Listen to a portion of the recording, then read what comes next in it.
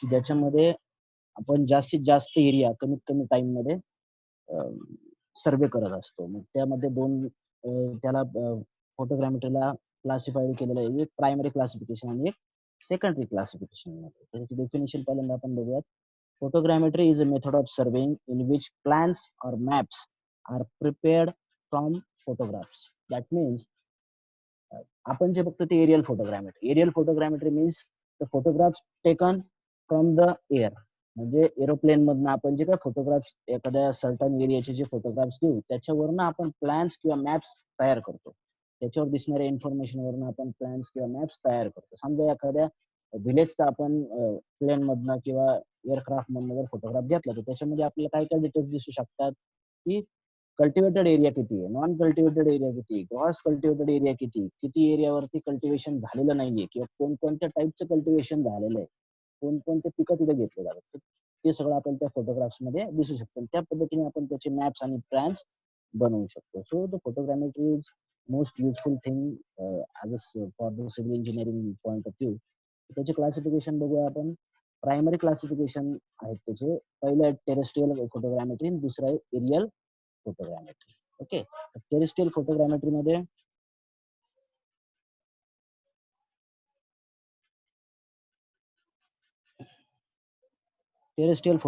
मध्ये काय म्हणणं आहे की in terrestrial photogrammetry photographs are taken from ground.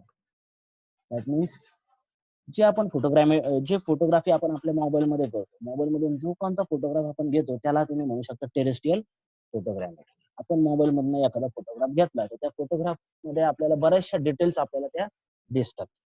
असं म्हणतात की thousands of one photograph is more than thousands of words. बरोबर. म्हणजे आपण एखादी गोष्ट एखाद्याला सांगितली, जशी पिक्चरची स्टोरी आपण एखाद्याला सांगत गेलो तर ती कमी कळते. पण जर तुम्ही डायरेक्टली पिक्चर बघायला बसले ते फोटोग्राफ्स किंवा ते पिक्चर तुम्हाला लवकर समजून येतं, लवकर त्याची लिंक लागते, लवकर तुम्हाला ती स्टोरी लाईनशी तुम्ही कनेक्ट होऊन जाता. ठीक आहे. तर मग ती टेरेस्ट्रियल फोटोग्रामेट्री काय की जे आपण ग्राउंड वरून घेतो, ग्राउंड वरून कॅप्चर जे फोटो करतो त्याला म्हणतो आपण terrestrial photogrammetry. Okay. Next is aerial photogrammetry. आता एरियल फोटोग्रामेट्री म्हणजे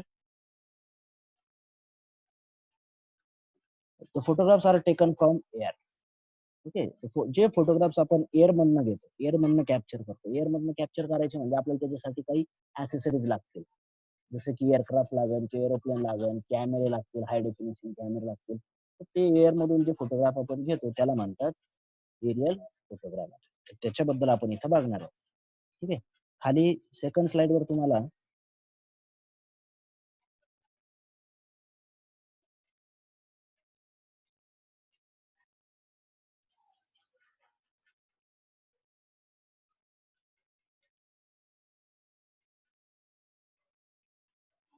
सेकंड झाले प्रायमरी क्लासिफिकेशन.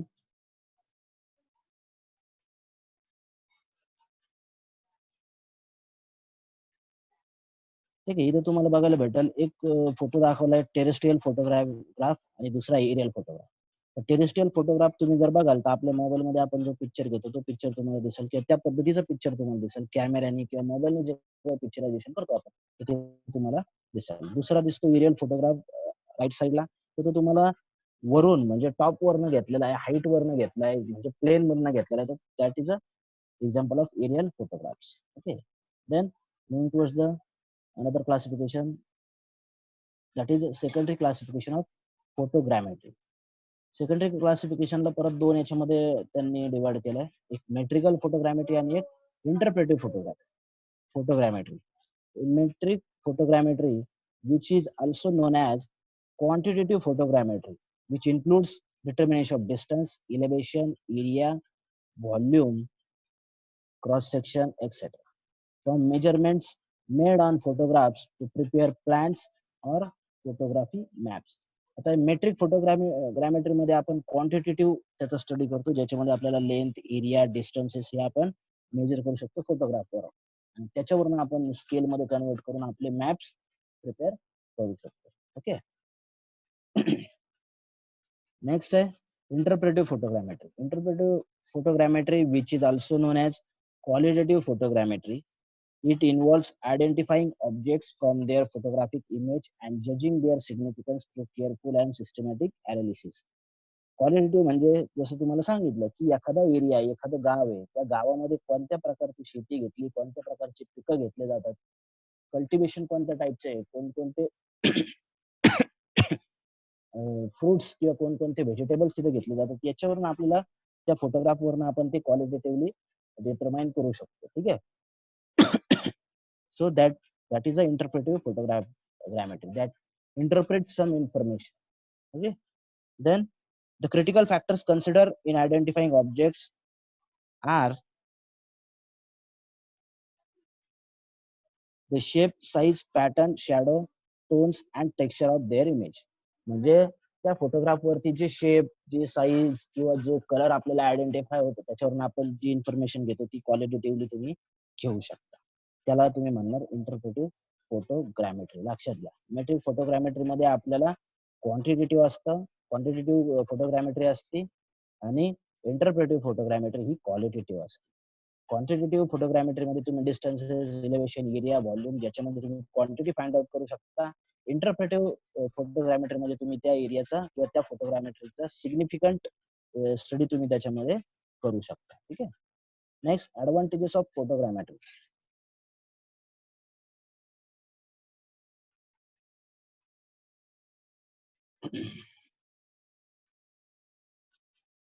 एकदा आपण जॉईन करून घेऊ.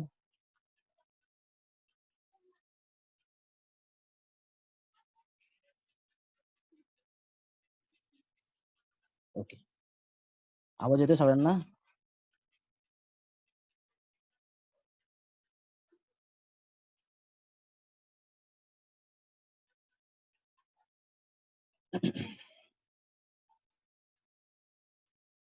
Advantages of photogrammetry. First is speed of coverage of an area. जर आपण नॉर्मल ट्रॅडिशनल मेथडने सर्वे करत गेलो तर आपल्याला जास्त वेळ लागतो as compare to photogrammetry. So to achieve the speedy work, to complete the work within the time, or to complete the large survey work within a small given time, photogrammetry is most useful survey technique. Then relatively low cost. आता इथे relatively low cost म्हटलंय. हां, शक्य आहे की आपल्याला aeroplane घेण्यासाठी आधी खूप खर्च येऊ शकतो. पण ती इनिशियल कॉस्ट वगळता त्यानंतर आपल्याला त्याच्यावरती जास्त वर्क करण्याची गरज पडत नाही. कारण तुमची लेबर कॉस्ट वाचते, तुमचे इन्स्ट्रुमेंट वाचतात. एकदा तुम्ही एरोप्लेन घेतलं, तर कॅमेरा वगैरे म्हणजे फोटोग्रामेट्रीसाठी नेसेसरी इक्विपमेंट तुम्ही घेतले, की तेच इक्विपमेंट तुम्ही पुन्हा-पुन्हा वापरू शकता. तर रिलेटिव्हली त्याची लो कॉस्ट आहे. इनिशियल जरी कॉस्ट त्याची जास्त असली, तरी पण ओव्हरऑल जर त्याची कॉस्ट पाहिली तर रिलेटिव्हली ती लो कॉस्ट वर्क आहे. Next, S of obtaining photographic details specially inaccessible area.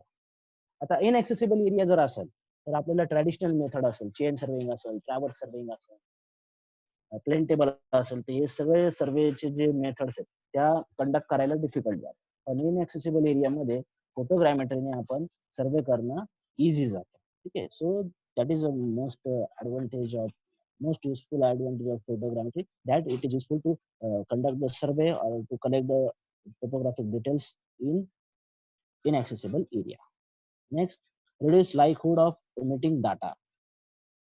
कधी कधी काय होतं की आपण आपलं सर्वे वर्क करत जातो.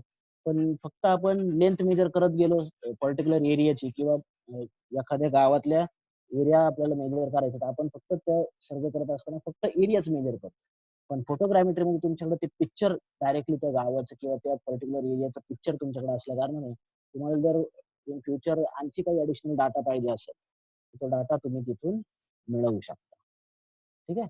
तर तो डाटा मिळवणं तुम्हाला सोपं जातं, कारण तुमच्याकडे तो फोटोग्राफ अवेलेबल असतो. तो डाटा मिळवण्यासाठी परत तुम्हाला साइटवर जायची गरज नसते. So that's why it is more useful. Reduce likelihood of omitting data, म्हणजे तुमच्याकडून कोणताही डाटा मिस होत नाही किंवा घ्यायचा राहत नाही. काही पाहिजे असेल तर तुम्ही तो डाटा त्या फोटोग्राफवरनं तो रिकव्हर करू शकता. Next, use or applications of photogrammetry. याच्यामध्ये बघूयात आपण. Photographic surveying is suitable for small scale mapping of open हिली और माउंटेनियस countries. जसं की फोटोग्राफिक सर्वेइंग आपण इथे सांगितलं की स्मॉल स्केल मॅपिंगसाठी यूज करू शकतो. ओपन, हिली ऑर माउंटेनियस जर कंट्री असेल, हिली पोर्शन असेल तर आपल्याला तिथे कोणत्याही प्रकारचा सर्व्हे करताना खूप साऱ्या अडचणींना सामोरं जावं लागतं. It is very difficult to survey within the mountainous area because there is a large difference in elevation at various points. So it is very difficult. For that purpose, photogrammetry is most useful thing to conduct the survey or to collect the details of open hilly or mountainous countries. That is a more use or application of the photogrammetry. Then it is not suitable for flat or wooded country. Okay. जर flat country असेल flat country असेल तर तिथे आपण photograph घेतल्यानंतर तो area आपल्या फोटोग्राफवरती totally flat भेटेल. तर मग ते असं म्हणता येईल की त्याच्यामध्ये आपल्याला जास्त डिटेल्स भेटणार नाहीत. तर मग त्यामुळे तो सुटेबल नसतो. Then it is well adopted for topographical survey. आता it is well adopted for topographical survey means जर एखाद्या पर्टिक्युलर सिटीचा, पर्टिक्युलर व्हिलेजचा तुम्हाला ज्यावेळेस सर्वे करायचा असेल, टोपोग्राफिकल सर्वे करायचा असेल, त्याची जी माहिती काढायची असेल तुम्हाला, रिव्हर्स कुठून येतात किंवा नॅचरल फीचर्स त्या टोपोग्राफिक एरियाबद्दल तुम्हाला माहिती करून घ्यायची असतील, नॅचरल फीचर्स असतील, टाइप ऑफ सॉइल असेल, रिव्हर्स असतील, रोड्स असतील, हे सगळं माहिती करण्यासाठी जो टोपोग्राफिकल सर्वे करायचा, for that purpose photogrammetry is very important or it is most suitable. Then it is used with great success as requirements and preliminary. Okay. आता हा पॉइंट तुम्ही बघताना तुमच्या एक लक्षात येईल, डॅम आपल्याला जर कन्स्ट्रक्ट करायचा असेल तर आपण त्याच्यासाठी सुटेबल साईट सिलेक्ट करतो. ठीक आहे. त्यानंतर आपल्याला रोड कन्स्ट्रक्ट करायचा असेल तर त्याच्यासाठी सुटेबल साईट आपण सिलेक्ट करतो. टनेल आपल्याला कन्स्ट्रक्ट करायचं असेल तर त्याच्यासाठी आपण सुटेबल साईट सिलेक्ट करतो. पण ही सुटेबल साईट सिलेक्ट करायच्या आधी आपल्याला त्याच्यावरती प्रिलिमिनरी आणि रिक्वायरमेंट्स सर्वे करत असतो. तो सर्वे करण्यासाठी आपल्याला फोटोग्रामेट्री ही सगळ्यात महत्वाच्या सर्वेची मेथड आहे.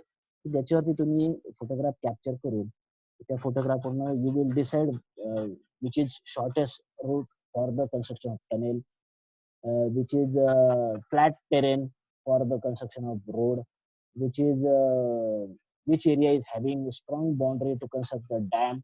It is very uh, simple to identify from the photographs to identify the suitable site for the various project with the help of photogrammetry.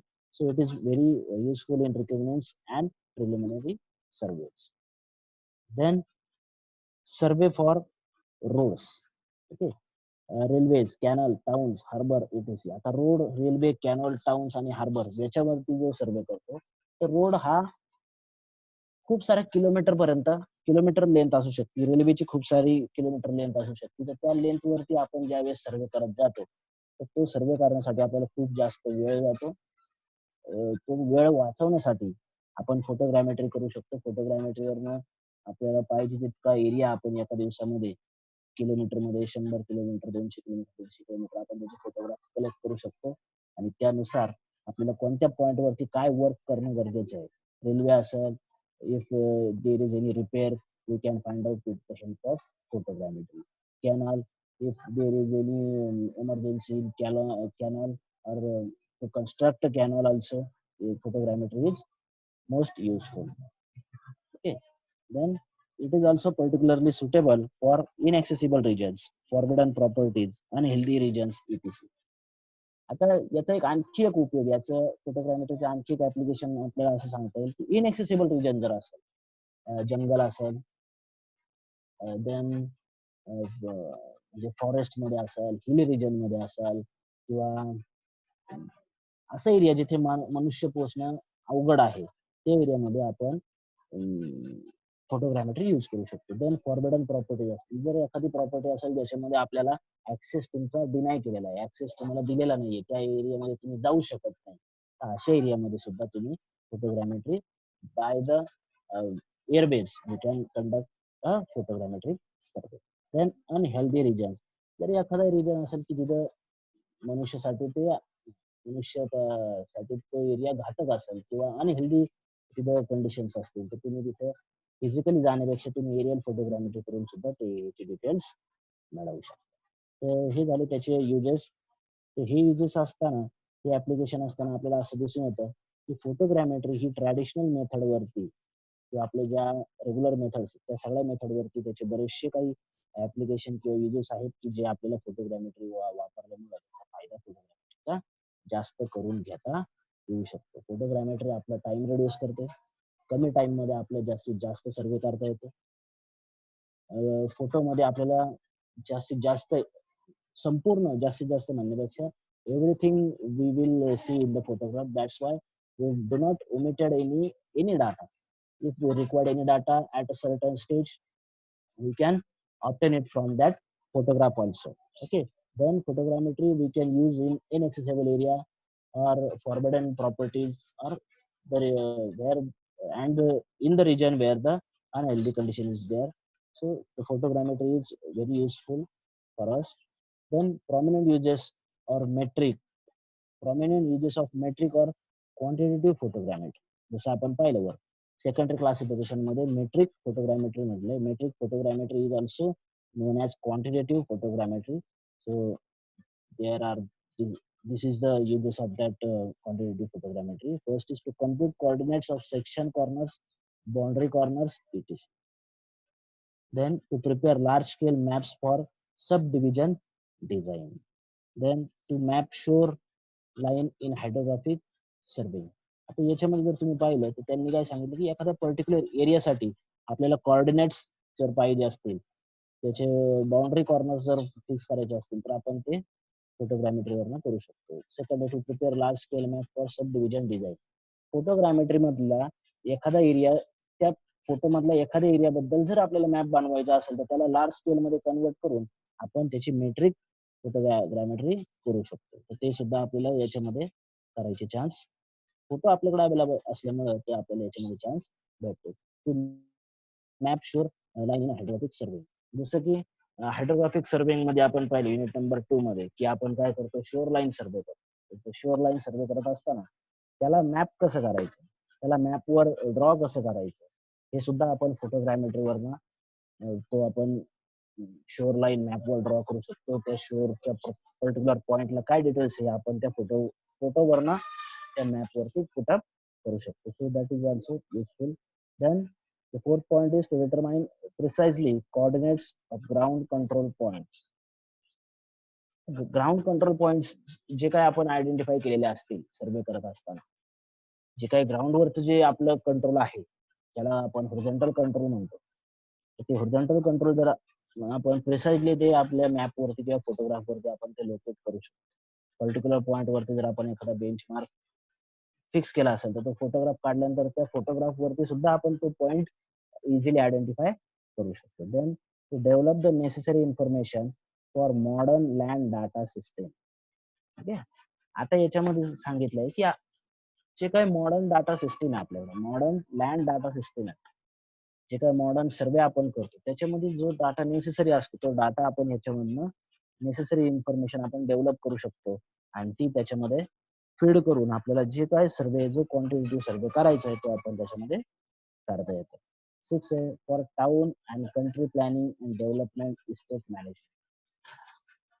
आता जसं तुम्ही पाहिलं, की एक टाउन प्लॅनिंग डिपार्टमेंट असतं.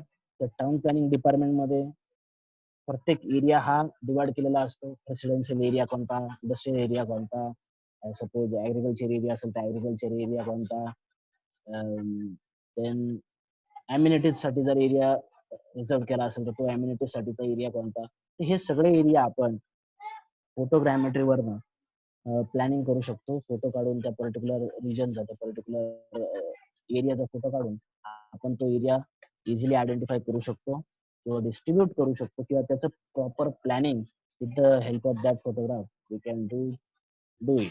Okay. So that is also most useful. Then point number 7, map map making and map revision. तर फोटोग्राफवरनं आपल्याला मॅपही बनवता येतो.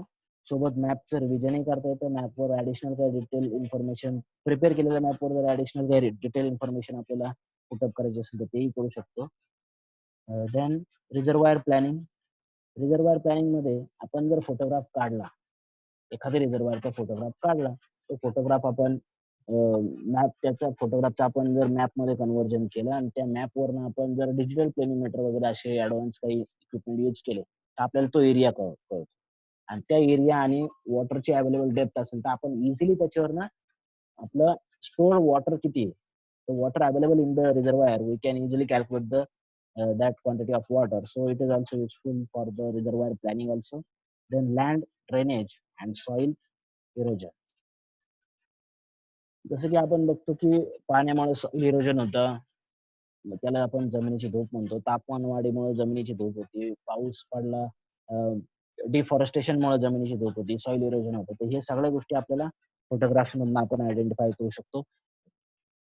टाईम इंटरव्हल म्हणजे 2 टाईमच्या इंटरव्हलमध्ये आपण काही अंतराने जर फोटोग्राफ काढले, एक एरिया आपण सपोज या वर्षी काढला, एक एरिया पुढच्या वर्षी फोटोग्राफ काढला, तर त्यावेळेस त्यांच्यामधला डिफरन्स आपण इझिली आयडेंटिफाय करू शकतो. 9. Grade contouring and alignment of road alignment canal. आता रोड अलाइनमेंट कॅनल असं आपण बोलतो की सिव्हिलमध्ये जितका रस्ता स्ट्रेट असेल, तेवढी त्याची लेंथ आपल्याला तेवढा तो इकॉनॉमिकल असतो because we need extra work और extra planning at the curve portion because we need to design the curve, we need to provide additional material for the super elevation, then we need to provide camber, everything. To reduce that extra work, we try to put straight alignment for the road, canal, and railway also. So for that longitudinal surveys or grade contouring, the photogrammetry is also useful. Then aerial photogrammetry. त्याचाच पुढचा भाग बघूयात आपण. It is most suitable for small scale mapping, specially for specially of flat country. This can also be used for non-engineering fields such as geology, archaeology, forestry, agriculture, conservation, military intelligence, traffic management, accident investigation, flood control planning. हे सगळे याचे uses आहेत की aerial photogrammetry आपण कशा कशासाठी वापरू शकतो. Then the steps in aerial photogrammetry. The aerial photogrammetry generally includes the following steps. First is photographing the terrain to be surveyed. जो एरिया आपल्याला सर्वे करायचा. First of all, we need to take a photograph of that area. That's the first step. Then the measuring the image of the object on processed photograph. तर ते जे photograph आपल्याला भेटतात, तर ते फोटोग्राफ नंतर आपल्याला प्रोसेस करावं लागते. त्या फोटोग्राफला आपल्याला कलेक्ट करून तो एरिया पर्टिक्युलर एरिया तो फिक्स करावा लागतो. काही पोर्शन प्रत्येक फोटोग्राफमध्ये काही पोर्शन हा ओव्हरलॅप झालेला असतो. ते ओव्हरलॅप आपल्याला काढून ते फोटोग्राफ प्रोसेस करावे लागतात. ठीक आहे. Then reducing the measurement of image to some useful form such as maps or plan or section. आता फोटोग्राफ काढल्यानंतर त्या फोटोग्राफमध्ये सगळ्याच डिटेल्स आपल्याला दिसतात. पण त्या डिटेल्स मधलं जी इन्फॉर्मेशन आपल्याला पाहिजे, तेवढ्याच इन्फॉर्मेशनचा आपण पर्टिक्युलर मॅप बनवू. ठीक आहे. तर तो पर्टिक्युलर मॅप आपल्याला बनवण्यासाठी फोटोग्राफ गरजेचे असतात. फक्त आपल्याला कल्टिव्हेशनचा मॅप बनवायचा आहे, तर आपण फोटोग्राफ मधनं फक्त कल्टिव्हेशनचीच डिटेल्स आपण घेऊ. जर आपल्याला रोडसाठी मॅप बनवायचा आहे, तर रोडसाठी ज्या सुटेबल साइट्स आहेत, त्याचाच डाटा आपण फक्त मॅपमध्ये किंवा प्लॅनमध्ये यूज करू. तर मग हे सुद्धा आपल्याला याच्यामध्ये ही एक त्याची स्टेप आहे, की फोटोग्राफ काढल्यानंतर सगळा फोटो आपण सर्वे म्हणून यूज करू शकत यूज नाही करत. जो डाटा आपल्याला पाहिजे त्या डाटासाठी आपण तो डाटा त्याच्यातनं घेऊन त्याचे मॅप्स किंवा प्लॅन्स प्रिपेअर करत असतो. Okay. Next equipment required in aerial photogrammetry. First aeroplane. Second aerial camera. Aeroplane आपल्याला अत्यंत आवश्यक आहे. फोटोग्रामेट्री सर्वे करण्यासाठी आपल्याला एरोप्लेन अतिशय आवश्यक आहे. त्याच्याशिवाय आपण एरियल फोटोग्रामेट्री करू शकत नाही. Then aerial camera is also required. Aerial camera म्हणजे हाय डेफिनेशन कॅमेरा आपल्याला गरजेचा आहे. Then third is accessory required for interpretation and plotting. Photograph काढल्यानंतर आपल्याला काही इन्स्ट्रुमेंट आहेत ते असणं गरजेचं आहे. आपण आपल्या सर्व्हेला आपलं एक प्रॅक्टिकल केलं तर काही बॅचचं 2-1 बॅचचं प्रॅक्टिकल झालेलं आहे. मिरर स्टेरिओस्कोप. त्याच्यामध्ये आपण तो फोटोग्राफ कसा स्टडी करतो किंवा तो इंटरप्रेट कसा करतो हे आपण पाहिलं होतं, की ते ओव्हरलॅप कसे काढले जातात किंवा ते एकमेकांमध्ये मॅच कसे केले जातात. First is stereoscope, second is stereo projector, third is parallax bar और stereometer, fourth pantograph, fifth stereo plotter. So this is the equipments, that is the aeroplanes. So the aerial photogrammetry practically is not included in the syllabus. Only the introduction with the stereo stereoscope is included in the syllabus because it's very expensive thing to conduct the aerial photogrammetry practical. We need to hire one aeroplane and aerial camera. So forget about it. Just go through it. Then this is the aerial accessories required for interpretation of the data. We saw mirror stereoscope that's shown in that figure in the laboratory. Okay. Okay. Then next big thing of the topic is type of aerial photographs. There are three type of aerial photograph. First is vertical, second is tilted, third is oblique. You may ask objective question in online exam for these three photographs. The definition. So see the image at the left side. So if the camera axis is vertical, then that is a vertical photograph.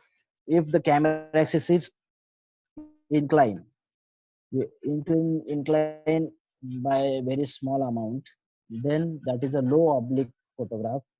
If the camera axis is highly inclined, then it is a high oblique photograph.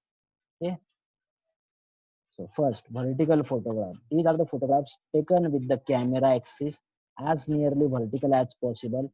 Do not have tilt more than 1 degree. That means this vertical axis of the camera is nearly vertical or do not tilt more than 1 degree. That photograph is called as vertical photograph.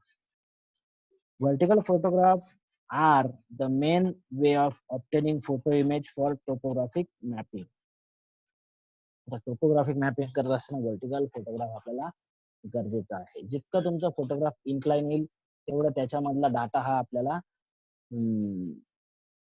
Interpret करताना किंवा त्या data process करताना तेवढी अडचण येऊ शकते. पण vertical photograph जर आपण काढला एक्झॅक्टली तर एक्झॅक्ट बाउंड्रीज आपल्याला त्याच्यावरून आयडेंटिफाय करता येतात. एक्झॅक्ट एरिया आपल्याला त्याच्यावरून आयडेंटिफाय करता येतो.